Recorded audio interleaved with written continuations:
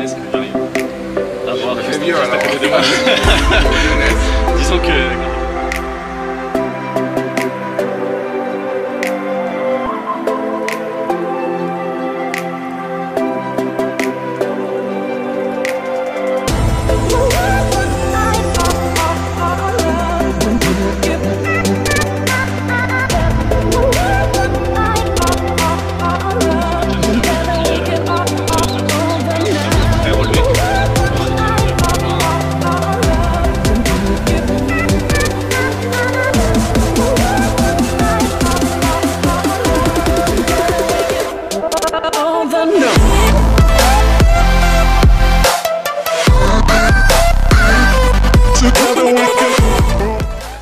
Merci à toi. J'espère que vous allez bien. On se retrouve aujourd'hui pour une nouvelle vidéo. Cette fois, je vous emmène avec moi en vlog sur un tournoi de tennis. On part pas sur un tournoi de paddle. Juste derrière moi, sur ce terrain, Stan Wawrinka est en train de s'entraîner. On va aller prendre quelques images. On a eu l'accréditation.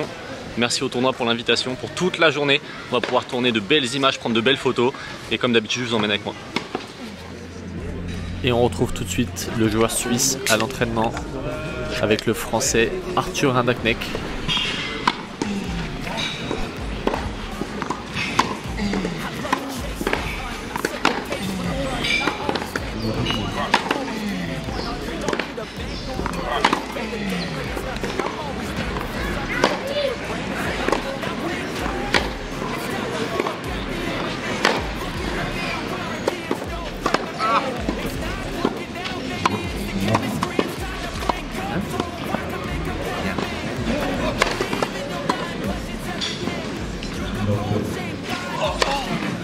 Il faut se sur les dos, hein.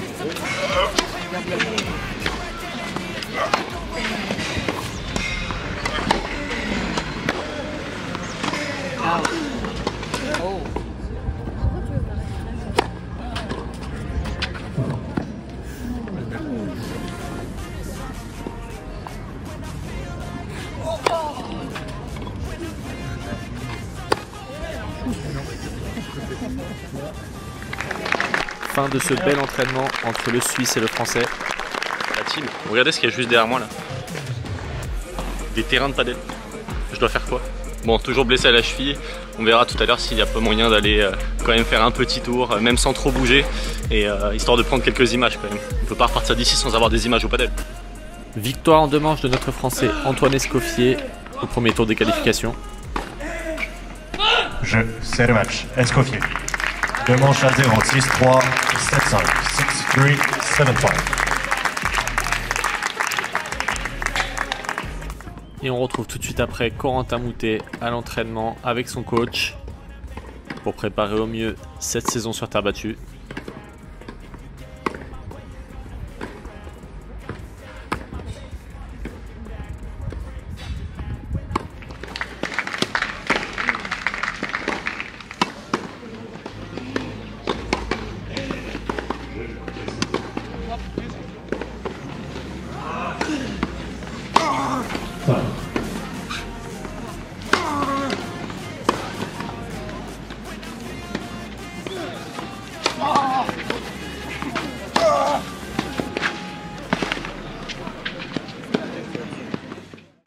La team, petite vidéo face cam rapide, après je vous laisse avec la suite de la vidéo. Juste pour vous expliquer qu'en fait j'ai fait une petite connerie avec la nouvelle caméra. C'est que j'ai mis le mode ralenti en fait sur certaines vidéos. Du coup bah là il n'y a pas de son. Là je suis en train de parler mais dans le vent. Donc il n'y a pas de son, et sur certaines vidéos que je vous mettrai un peu plus tard, il n'y aura pas de son non plus. Du coup j'ai mis des petites musiques à la place. Et du coup j'ai aucune idée de ce que j'étais en train de raconter. Donc là je vous laisse maintenant avec la suite de la vidéo. C'est l'interview de Corentin Moutet. Allez, c'est parti. J'avais quelques petites questions du coup pour toi. Comment tu te sens du coup dans ce début de saison? Bah ça va, pas beaucoup joué, hein. J'ai joué l'Australie Ouais. et 2 autres tournois là depuis. C'est pas idéal en vrai, comme début de saison, je me suis blessé assez tôt. Blessure au poignet, c'est ça? Blessure au poignet, c'est ça. Du coup là je suis toujours blessé, mais j'ai décidé de reprendre plus tôt pour refaire un peu de match. Et voilà, me réhabituer le plus vite possible au match et à l'intensité des matchs. Ok, donc pour retrouver un petit peu l'intensité que tu arrives C'est ça, pour en match. retrouver le rythme avant un grand chelem aussi. Si je dois jouer plus longtemps en grand chelem, de ne pas me blesser reprendre la balle, quoi. C'était un peu dangereux. Ok. Comment tu gères justement cette blessure au poignet par rapport à tes coups? Je sais que j'avais vu un article sur toi qui disait que tu passais un petit peu en revers à une main pour pouvoir. Est-ce que c'est vrai? Est-ce que en match tu le fais, ouais, vraiment? Je fais que ça, je peux pas utiliser mon poignet droit pour le moment, du coup c'est exclusivement en chope et en revers à une main. Et donc évidemment c'est un peu handicapant. Mais non, mais en vrai ça me fait plaisir de rejouer au tennis. J'ai été éloigné 3 mois et demi des cours, donc non, ça me fait plaisir de rejouer au tennis tout simplement et puis de retrouver la compétition. Ok, super. C'est quoi un peu justement ta prog pour cette suite de saison? Est-ce que tu as déjà une prog ou est-ce que tu fais en fonction de comment va ton poignet et comment tu te sens un peu physiquement? Non, bah là je vais reprendre tous les tournois comme si j'avais demain. Ok. Donc je suis ici, après je vais aller à Lyon sûrement. ATP 250 à Lyon? C'est ça, et après je vais faire Roland Garros et le gazon après. Donc ça change pas en termes de programmation. Après je vais essayer de reprendre à demain le plus tôt possible. Ok. T'as déjà un délai ou tu sais pas encore? Non, tu vois avec ton équipe, c'est toi qui... C'est ça, je fais le maximum tous les jours pour l'améliorer, mais après le jour où je serai à 100%, on verra bien, je prends jour après jour. Okay, super. Je prends une question un peu plus globale. Je voulais savoir un petit peu, c'était quoi ton meilleur souvenir actuel en fait sur le circuit? Est-ce que tu en as un qui ressort un peu du lot? Est-ce que tu as plutôt un top 3 avec des émotions, peut-être des événements, des matchs qui t'ont marqué, ce genre de choses? Ouais, il y en a plein évidemment. Après, je dirais jouer Nadal sur le central de Roland Garros. Ouais, forcément. Je pense que c'est peut-être le premier. Après, ce qui est difficile, c'est que je suis compétiteur et j'ai perdu le match, donc c'est dur de le mettre c'est toujours difficile, ouais. De le mettre au plus haut, mais non, je pense que je dirais, si je devais en citer qu'un, ça serait ça. C'est l'objectif d'une vie un peu quand on est enfant et puis qu'on commence le tennis, de jouer contre la personne qu'on regarde. Regarde à la télé, ouais. C'est ça, voilà.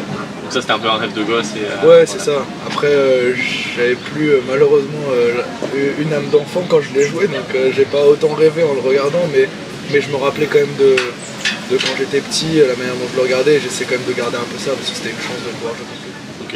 Et t'en as toujours un peu des idoles comme ça sur le terrain que t'as pas encore joué et que t'aimerais jouer, ou la plupart sont partis maintenant? Il y avait évidemment Federer. Ouais, forcément. Il y avait Federer, mais moi j'ai joué Djokovic déjà. Et évidemment, en vrai, je m'inspire de plein de joueurs, pas forcément que les meilleurs. Il y a plein de bons joueurs de qui on peut s'inspirer sur le tour pour des raisons différentes. Après, des idoles, non, pas vraiment, pas trop d'idoles. Comment tu le sens un peu justement, maintenant que Djoko, Rafa et Roger sont sur la fin? Roger est déjà parti, Rafa et Djoko commencent à arriver sur la fin. Comment tu sens un peu cette nouvelle génération qui arrive sur le circuit? Que toi tu en fais partie aussi, mais comment tu sens tous ces jeunes qui poussent? Est-ce que tu sens qu'il va y avoir encore des années de domination par certains, ou est-ce que tu sens que c'est beaucoup plus homogène En vrai, c'est difficile de prévoir. Il y a Alcaraz quand même qui arrive, qui perd peu de matchs dès qu'il joue. Donc, je pense qu'on pourrait dire que lui, il pourrait dominer, un peu prendre la place de ces 3 meilleurs qui ont été là pendant longtemps. Après, je pense que il y a beaucoup plus de très bons joueurs à des classements plus bas que ce qu'il pouvait y avoir il y a 10 ans, 15 ans. Il y a beaucoup plus de densité, beaucoup plus de bons joueurs sur le circuit. Donc je pense que c'est ça qui crée aussi un peu qu'il y a souvent des surprises. C'est plus difficile de prédire un peu les résultats d'un tournoi parce qu'il y a plus de bons joueurs, tout simplement ça. Donc maintenant je pense qu'on rentre dans une ère différente du tennis où il va y avoir des surprises, ça ne sera pas dominé par quelques joueurs, c'est ce que je pense en tout cas, parce que par la densité des joueurs, et du coup forcément ça amène. C'est ce qu'on voit un petit peu justement sur les challengers. Aujourd'hui on est en challenger 175, le tableau est très relevé par rapport à des challengers qu'on voit un peu plus bas le reste de l'année. Ça reste quand même, le niveau augmente au fur et à mesure, donc ça devient de plus en plus dur de prendre des points maintenant sur les tournois. Voilà, après c'est des gros tournois, hein. C'est un challenger mais il y a 175 points à gagner, donc on n'est pas loin des tournois ATP, mais non, c'est avant Roland Garros, c'est un beau tournoi, donc forcément ça force les gens à venir, ça donne envie aux joueurs bien classés de venir aussi, mais comme je disais, il y a même des joueurs beaucoup moins bien classés qui sont des très bons joueurs, et on le voit, on l'a vu à Madrid, le Lucky Loser qui fait finale. Ouais. Le niveau il est super proche en fait, même avec des joueurs moins bien classés. Ça ne se joue à rien. C'est ça, exactement. Dernière question, qu'est-ce qu'on peut te souhaiter pour cette fin de saison? Milieu et fin de saison? De retrouver mon poignet, et puis en vrai d'être en forme, de plus être blessé et de pouvoir jouer librement, libérer des blessures, et puis après Après, je pense que je serai sur de bons rails pour faire des bons résultats si ça arrive, si j'arrive à me soigner. Super. Merci beaucoup encore à toi de m'avoir accordé quelques minutes, ça fait vraiment plaisir. Pas de soucis, bon courage pour la chaîne. Merci beaucoup et je te souhaite bon courage pour le tournoi. Merci, c'est gentil. Merci à toi. Merci. Fin de l'interview avec Corentin, un grand merci à lui de m'avoir reçu, ça fait vraiment plaisir. On va continuer à se balader un petit peu dans les allées et on va essayer de prendre encore un maximum de joueurs en train de jouer, peu importe que ce soit échauffement ou match, et on continue. Regardez cette marée humaine pour l'ancien numéro 1 mondial, Andy Murray. Tu vas aller voir le match ? On va essayer d'aller se créer un chemin, mais ça va pas être gagné. Mesdames et messieurs, Sir Andy Murray en place à Bordeaux.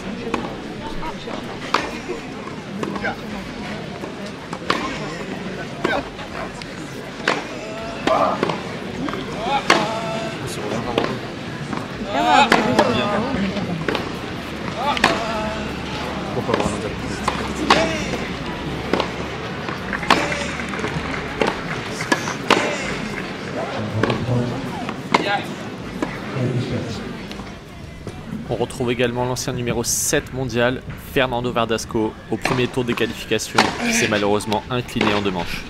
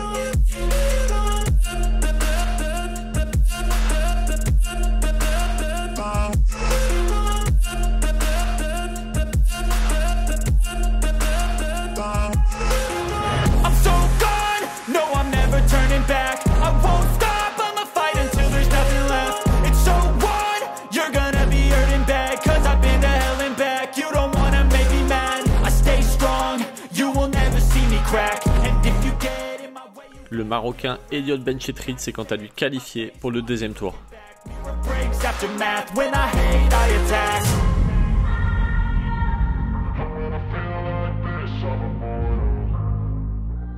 Également le Français Arthur Cazot à l'entraînement.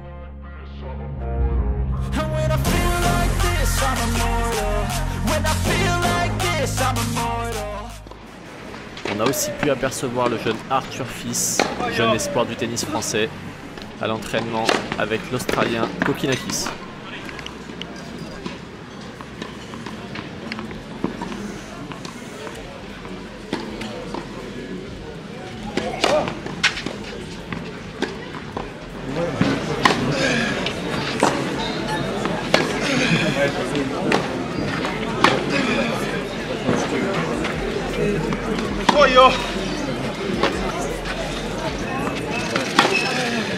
Super. Stan, merci de me recevoir. Plaisir. Parce que tu te rends pas compte aujourd'hui à quel point ça me fait extrêmement plaisir de t'avoir. C'est une idole de jeunesse que j'arrive à voir juste à côté de moi. Disons que quand j'ai commencé le tennis, il y a quelques années, je regardais, c'était à la télé, c'était un peu inaccessible tout ça. Je pense qu'on te la pose souvent, mais comment tu te sens en ce moment? En ce moment, je me sens bien, je me sens très bien, je suis content. Physiquement, tennistiquement, je pense que je suis à un bon niveau.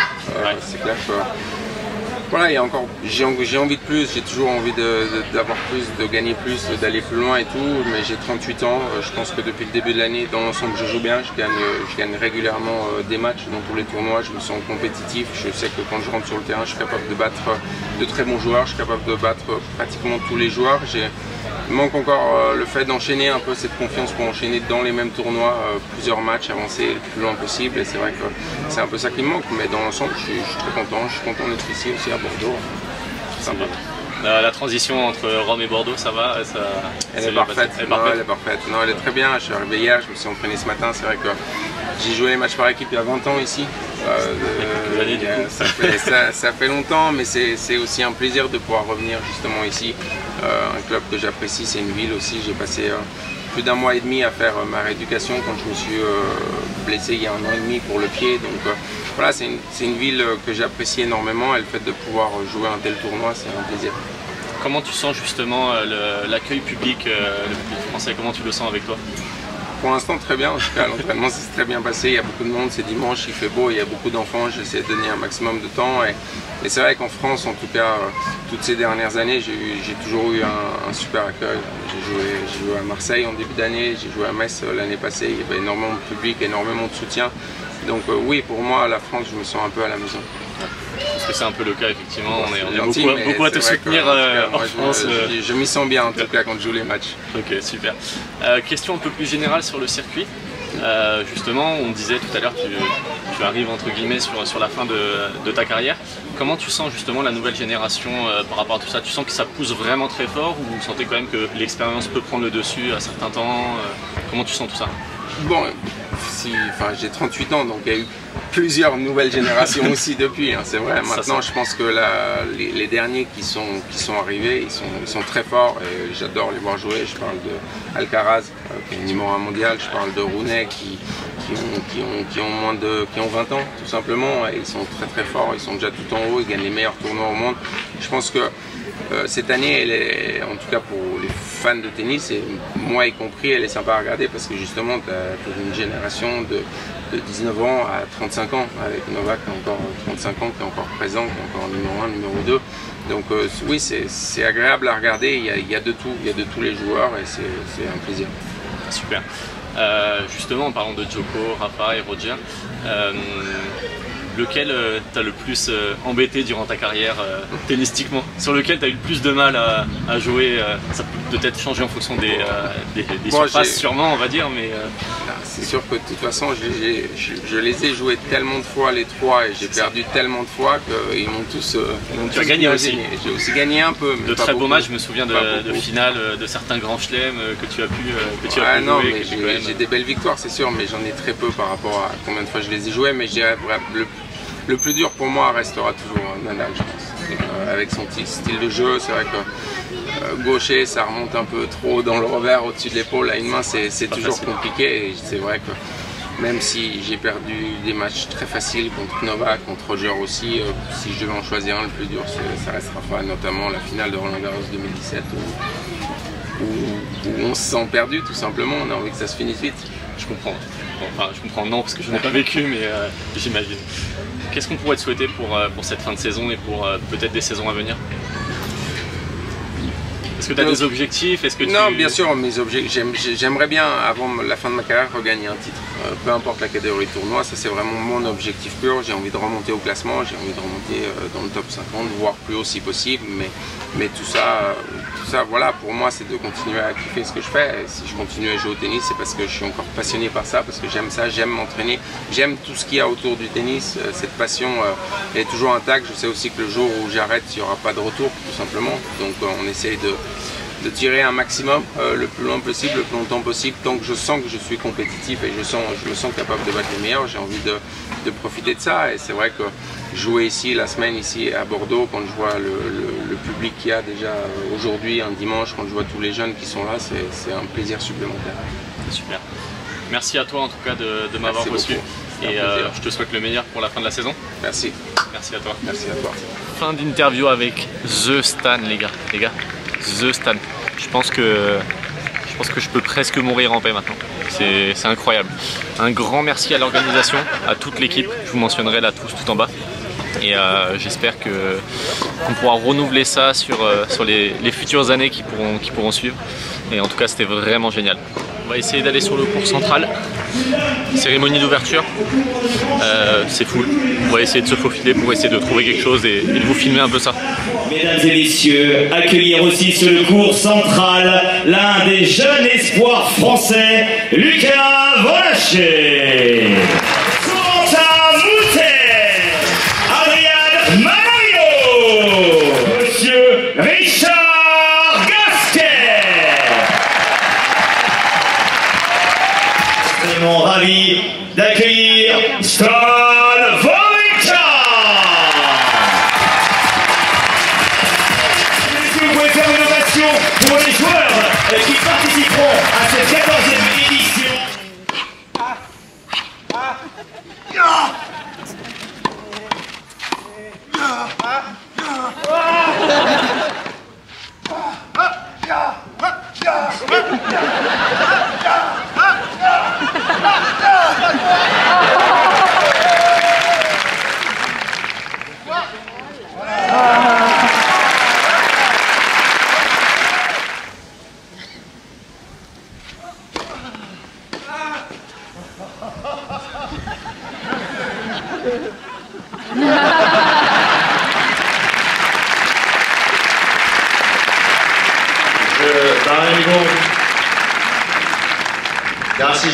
La team, fin de cette journée complètement incroyable. Un grand merci à toute l'équipe qui a pu permettre que je sois là aujourd'hui. C'est vraiment incroyable. Un grand merci à pour tout ce que ça a fait aujourd'hui. C'était vraiment génial. Les interviews, j'espère que ça vous a plu. J'espère que voilà, j'essaie de me diversifier un petit peu, étant donné que je suis blessé. Et puis dans tous les cas, c'est là-dessus que je voulais aller. Ça me permet juste de le faire un petit peu plus tôt que prévu, étant donné que j'ai du temps. Donc j'espère que la vidéo vous aura plu, vraiment. J'espère que vous apprécierez ce contenu et que vous serez tous au rendez-vous pour que je puisse en faire vraiment plein d'autres dans l'année, parce que c'est vraiment l'objectif. Et du coup la team, on se retrouve très prochainement pour une nouvelle vidéo de ce style. Et je vous dis à bientôt.